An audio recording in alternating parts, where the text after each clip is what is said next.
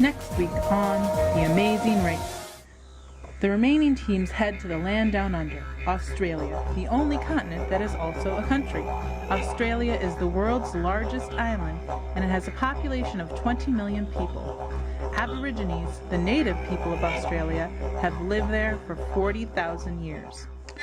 First, all the teams take a ride on the Trans-Australian Railway and travel over the world's longest stretch of straight railway, which goes straight for nearly 300 miles. Next, Ethan and Tucker take an early lead in a speedboat race through the harbor toward the historic and distinctive Sydney Opera House. The Sydney Opera House opened in 1973, and it actually contains several theaters and performance areas. The unique arches of the roof make the Sydney Opera House an easy landmark to spot. David and Kevin take a wrong turn in the outback, a vast and remote area of Australia encompassing most of the inland. The outback is sparsely inhabited, though some native Aboriginal communities live in this predominantly dry and desert-like terrain. Oh, Kevin, I think we're lost. Look, I'm out in the outback. Nothing there but brushes and trees. Where are we going? After the wrong turn, David and Kevin end up at Uluru, an enormous sandstone rock formation over 5 miles around. Uluru is a monolith, which means it is made up of one single stone. Karen and Brian run into trouble during a roadblock at the Great Barrier Reef, the longest coral reef in the world.